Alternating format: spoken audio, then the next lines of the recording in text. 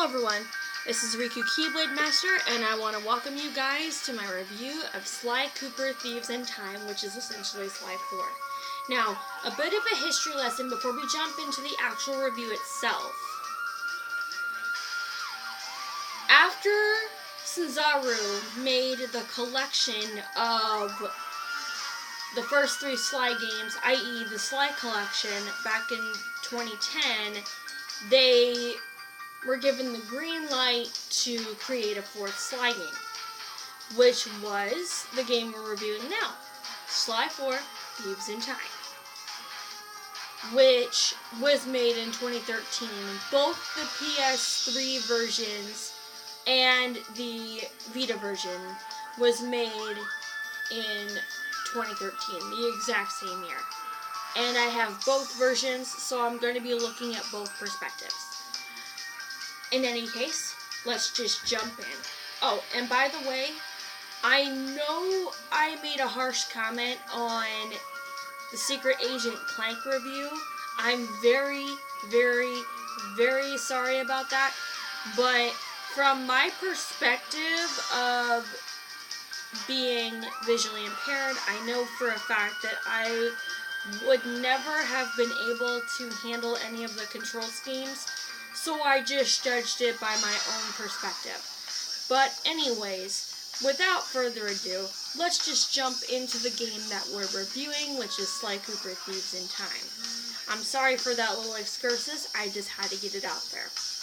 Now, the game pretty much starts off, if you guys remember, in Sly 3, Bentley says something about building a time machine to find out if the Cooper Gang's adventures are at an end or if they will continue.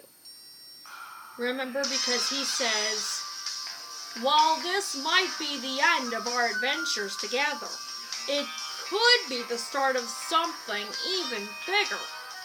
Time will tell. Literally, 'cause I'm building a time machine to find out. And there interludes the end of Sly 3, besides the credit sequence, and we find out that Sly was actually faking amnesia to be with Carmelita.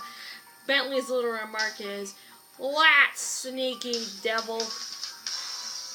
Well, this adventure begins with Sly flashing back to his family lineage. And the one rule about being a master thief is you only steal from other thieves. So it took him a while, but he finally found what he was looking for. His target was an upstart art mogul, a real hotshot collector. He seemed respectable and even opened up a new museum. But Sly could smell a rat. Reliable sources told him that he was dealing in black market antiques worth millions. So Sly felt he should share the wealth. He was working on a plan when one night, as if on cue, Bentley showed up. Bentley was the brains of the operation, the mastermind. They grew up in the same orphanage where they bonded over stealing cookies. Their very first heist, and they've been best friends and partners ever since. They haven't seen each other for a while, but Sly knows immediately that something is up. The first thing Bentley did was track down Murray, the third in their trio. Murray was their enforcer, the muscle, and the guy who'd eaten all the cookies they'd stolen back in their orphanage days. Through the years, the three of them had become an unbeatable team, and they were more like a family now than a gang. Murray had been living his dream on the pro driving circuit, where his van had become famous, or rather infamous, for all the crashes they'd caused. Eventually, he was unable to find a sponsor for him due to his high insurance premiums, and he moved into Demolition Derby, where he remained undefeated. When Bentley showed up to his demolition grounds, however, Murray dropped everything to help out, especially when Bentley explains that his van was the key to the whole plan. With Carmelita distracted by a new assignment, Sly takes the opportunity to slip away and meets up with the guys at their old Paris hideout. It was there where the gang gets the lowdown. Someone was literally erasing Cooper history. Then, to our amazement, Bentley reveals that he already had the solution. Time travel. It turns out that his top secret project was constructing a time machine, and now he modified the design to fit into Murray's van. They were going to travel back in time, stop those responsible, and fix the damage they'd done. Bentley explained that the only catch was that in order to travel to a particular time, the machine required an object from that era. We knew from the changes to the Thieves Raccoonus that our first stop was feudal Japan. So here we were, about to steal a priceless 17th century samurai dagger from the same museum Sly has been casing. Funny how things work out sometimes. We start with a heist mission, like I stated before, to retrieve the first item that you are going to be needing to investigate the first time period that was changed. Now, I won't spoil who the ancestor is that you end up meeting in that particular time, seeing as how I already kind of gave you a hint. As far as the enemy, however, I'm not really gonna say too much, except for the fact that he likes to smoke Cuban cigars. That's all I'm gonna say there. As for the second time period, after you beat the enemy that was controlling the first time period, you get something that leads you to the second time period, which is a star. A star. Now hold on to that, because the star leads you to the second time period, which I will not spoil who you meet up with at that particular period. But I will say that it will definitely remind you of the old westerns that you used to watch as a kid, if you did watch old westerns. Me, personally, I did watch old westerns with my grandmother a lot. So, like, I was exposed to stuff like Walker, Texas Ranger, Bonanza, all that sort of stuff. Well, anyways, the third enemy, after we defeat the second, is actually uncovered by accident. I feel like they just shoehorned this guy into the thing. Let's just say that this guy is, quote-unquote, the very first Cooper. I'm not gonna say too much on him, or the time period, but I will say that the enemy you encounter has some serious issues with the main protagonist of the entire game, which I will get to in a little bit. Now, as far as the main enemy goes, he has an art scam. He creates the art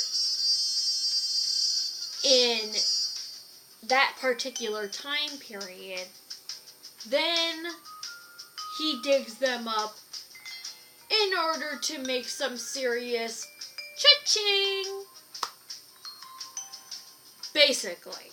So, yeah. That's pretty much enough on that loony bin. Let's move on to the next area, which, by the way, is definitely an area that really ticks me off the most. I am just gonna say that. I mean, my God. Ugh. You guys know exactly what I'm talking about. The enemy that we fight in the third time period leaves something to get us to the fourth time period. And oh my God, you guys already know where this is going. Medieval England. Oh, I like the chapter, do not get me wrong. But the plot twist pissed me off so bad that it is not even funny. Oh my God. You guys, some of you may have liked this plot twist. Some of you, i.e. most of you, including me, hated this plot twist. And I am not gonna lie, it was horribly executed. All I have to say is, Sly 2 had a better plot twist. As well as Sly 3, which, happened within the same chapter, which I understand in that review. I kind of forgot A Cold Alliance, but that episode pissed me off. So I didn't really want to relive those dreadful memories. Oh. But anyways, hell, I'm mentioning it now, so who really cares? Anyway,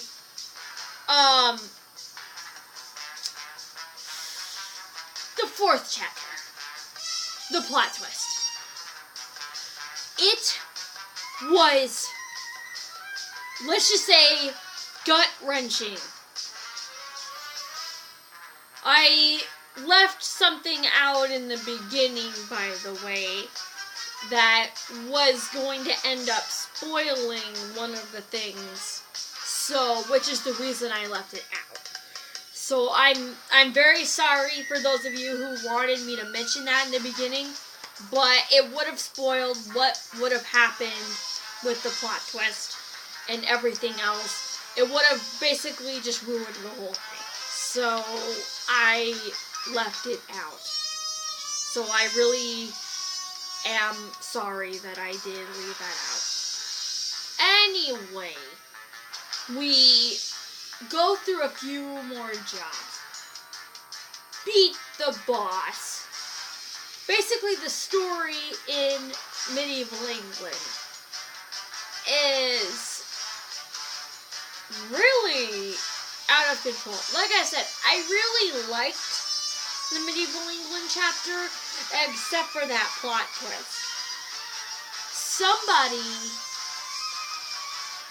That area was held in the iron grip of a fearsome Black Knight.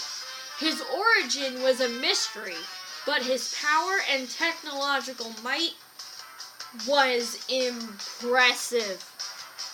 Bentley searches every single criminal database in existence, but can't find a single thing on this guy. The fourth ancestor that you rescue had been captured when he tried to take on his technological guards single-handed. And he has been reduced to working as a jester, complete with ridiculous costume. Oh boy! Not cool. But anyway, we beat the enemy, which, again, really pisses me off. Not even gonna mention what happens. Not even gonna mention that particular twist. I'm just gonna say that a lot of it will leave you guys completely speechless. It left me speechless. Hell, it left me and my little brother, speechless when we first played it. My little brother literally wanted to drop the controller. Let's just put it that way. Now, as far as the next chapter, i.e. the item to get there,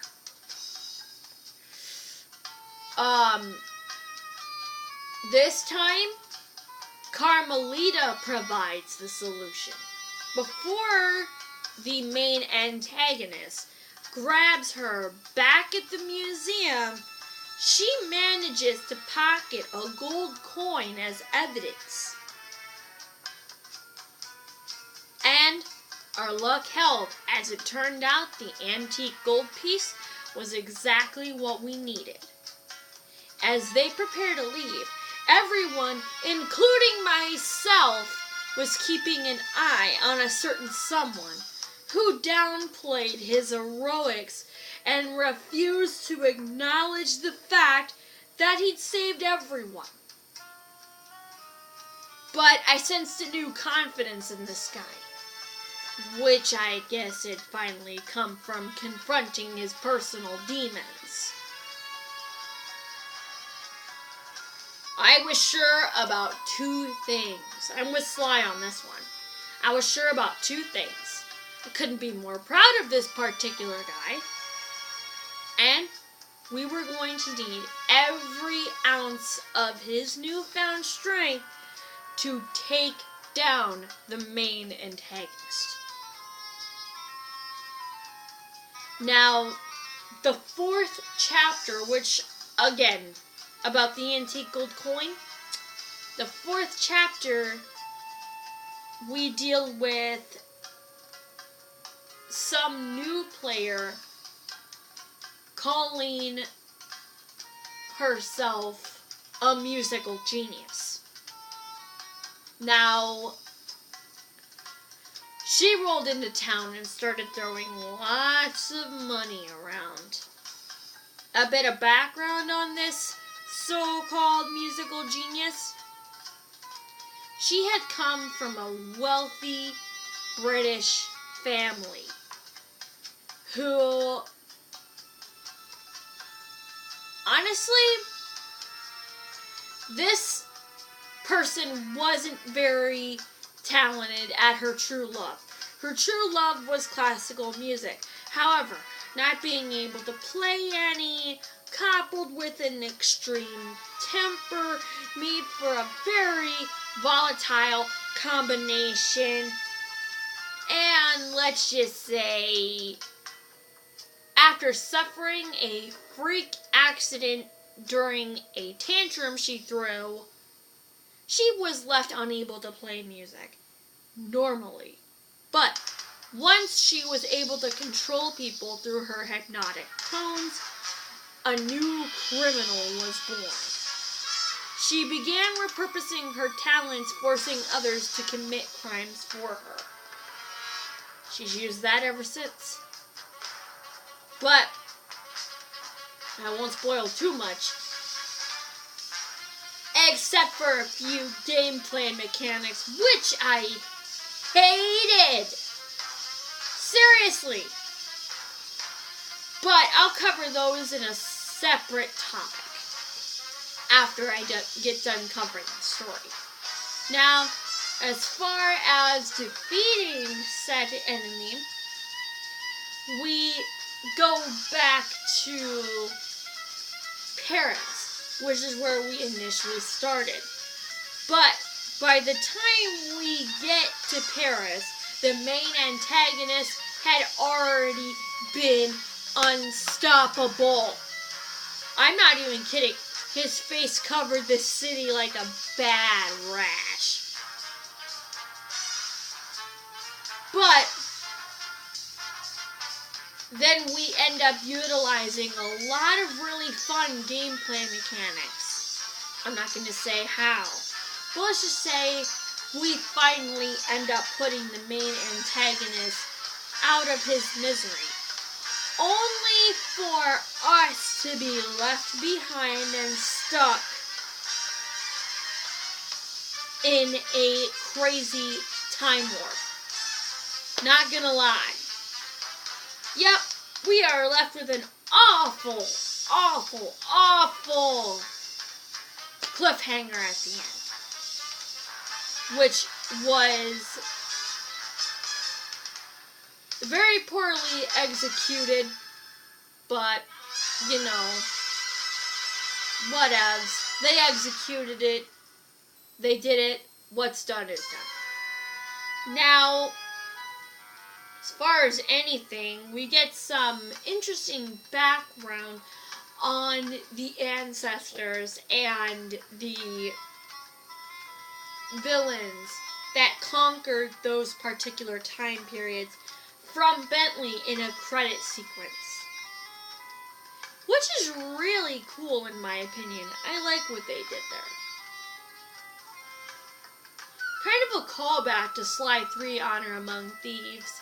And yes, I'm very sorry I forgot to mention the credit sequence, but there was a lot going on around that time that I was dealing with, so I was bound to forget a few things.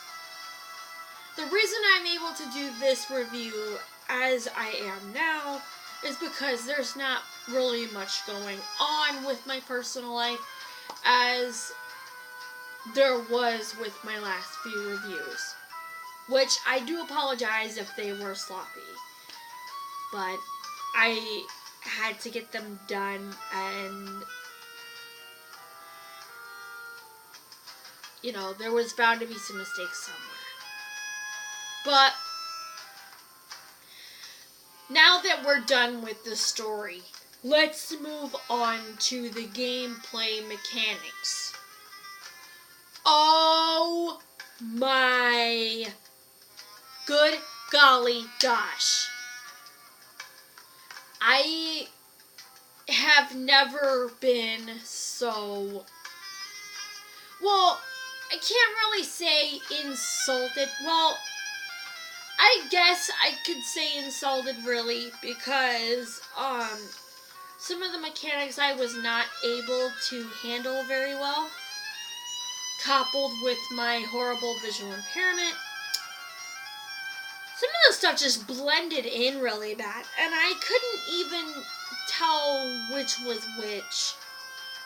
And when I say that, I mean, in the first chapter, we get introduced to a lot of the different hacking things, which BT Dubs, they didn't stick with one hacking game. They moved on to 3 different types of hacking games, which, okay, first 2, fine. But the third, let me show you guys something with my PS4's controller.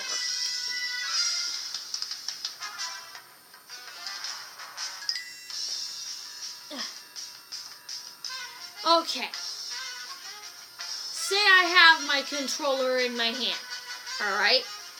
The first 2 mechanics were obviously twin stick shooter, that sort of thing. And in the first hacking minigame, we get introduced to 3 different types of really cool things we can use.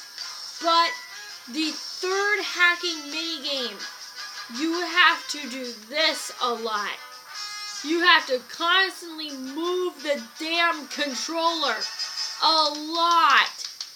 I call it a 6-axis pile of trash. I mean, seriously. 6-axis. I literally thought that shit died in the early 2000s. I remember playing a game using this particular thing a few years ago. I thought that, seriously, I'm not even kidding. And, man, don't even get me started on how worse it is by having a time clock attached to it. Now, of course, it's okay, seeing as how you can get these little time bubbles to increase your time clock. So I guess it's fine in that regard. I guess it's not so bad in that regard. However, tilting your controller in the way that I just showed you, the different ways, having to contort your controller in so many different ways. And don't even get me started on the Vita version. I literally, you don't even have a controller to tilt around. You have, if I can find it,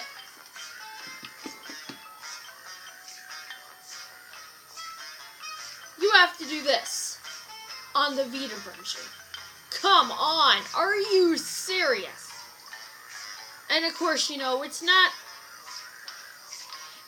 worse when you have to do it on the Vita version. It is a hell of a lot worse. Yep, the third hacking minigame is definitely a pain in the ass. I prefer the first two. If you wanted to, I mean, seriously, were you on something when you decided to make 3 different types of hacking minigames? I understand you wanted to keep the player on their toes, but the third minigame segment was abysmal. I am not even gonna lie to you guys right there. It was like, I wanted to tear my hair out. I want to tear my hair out every time we have to go through that. I am not even gonna lie. By the way, heads up, I may end up continuing the Vita version on my own today. I didn't continue it for the past couple of days because I had a lot to do. But needless to say, I'm almost finished with it. In a way, I'm kind of getting myself prepared for what happens if they ever make a Sly 5, which I really hope they do, because they left it on a nasty cliffhanger. But which developer would handle it is the question.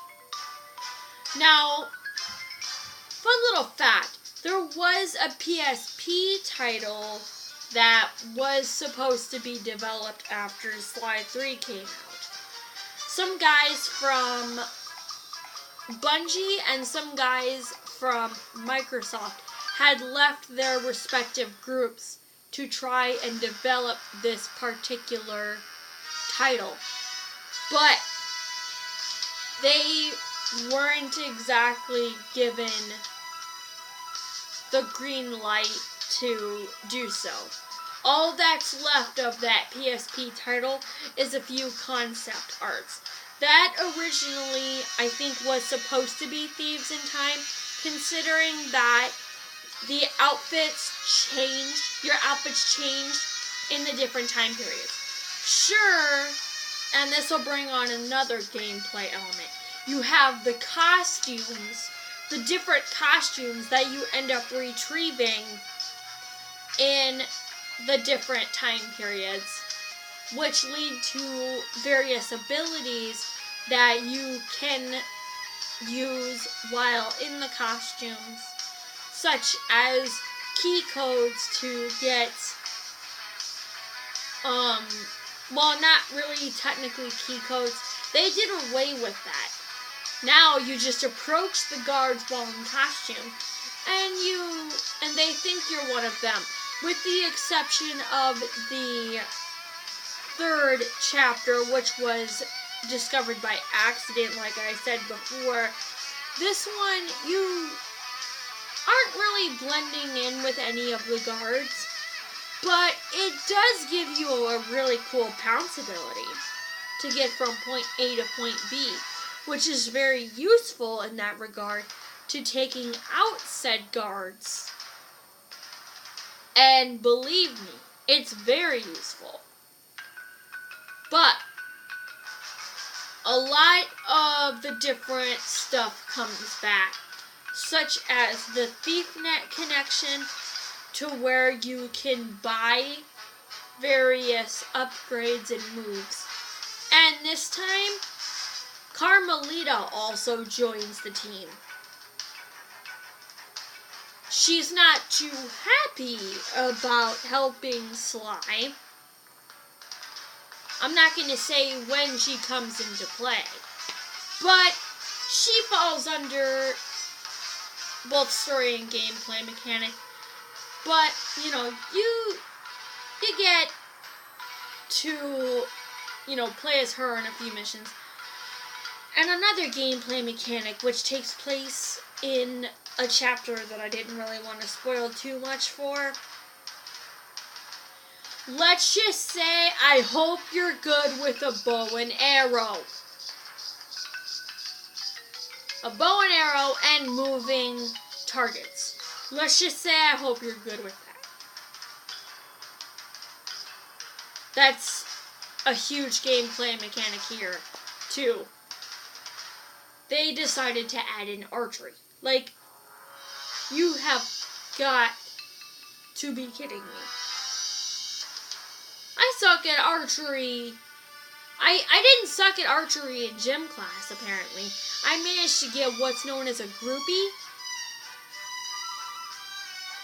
which is basically shooting all 3 of your arrows into the bullseye.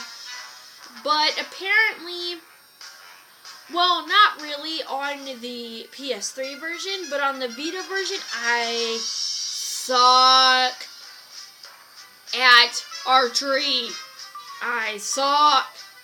I am not going to lie to you. But you're introduced to various gameplay styles throughout the game, which is nice. They changed up the pace. They did the variety. As far as the rating that I'm going to give this game, and I apologize if this review is a little long, but like I said, there were various points I did not cover in my last 3 drafts of this review, excuse me. So I was trying to cover all of them and it didn't end up happening. So anyway,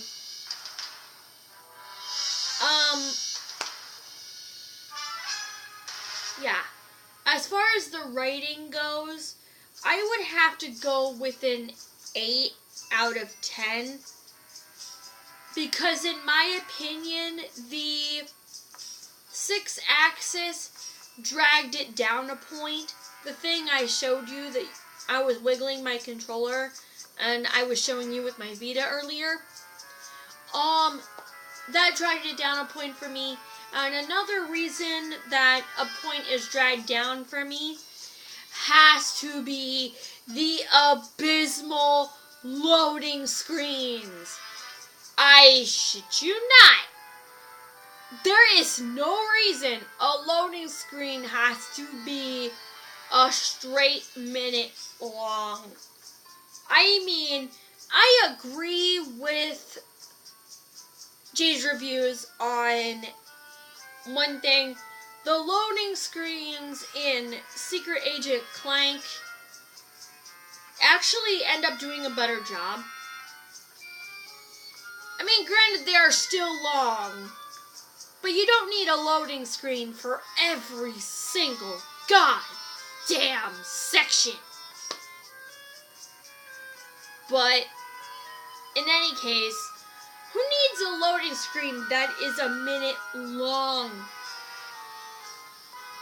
At least, Sly's loading screen, has the logo. Whereas Secret Agent Clank's loading screen, it's gotta be the ugliest space loading screen I have ever seen. Wow.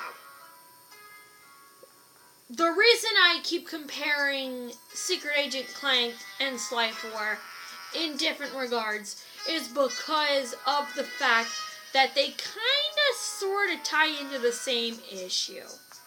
Now, let me go back to the rhythm mini games, for example. You do this 3 times. You do this once in the first time period. And in the third time period, that's essentially how you end up going against a boss. And in the fourth time period,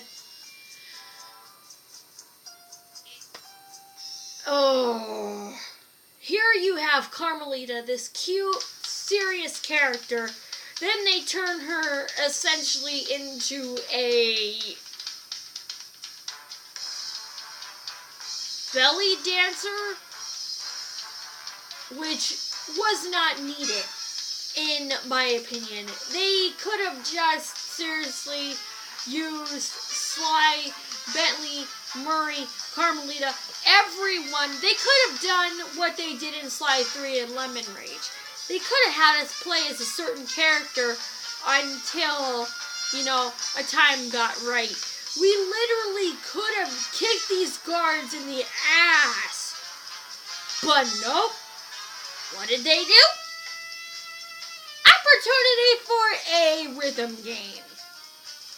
Which, in Secret Agent Clank, the game lets you mess up as many times as you want to. But in Sly 4, you're screwed if you... Seriously, you're screwed if you fuck up big time. Because your life meter is essentially what is controlling your screw-ups. If you get a button right, I will commend them on this. If you get certain buttons right, they will add more health. Until, of course, you reach your limit. But, in a way, yeah. Rhythm minigames, not exactly the best idea. Especially in my regard, where a lot of the buttons end up blending in with each other. And holy shit. When things blend in with the screen, it's bad. It's horrible for me. But regardless, I'd say still 8 out of 10 is Sly Cooper Thieves in Time's score for me. Because I may nitpick on the rhythm minigames, but they are kind of fun. They do essentially test your memory.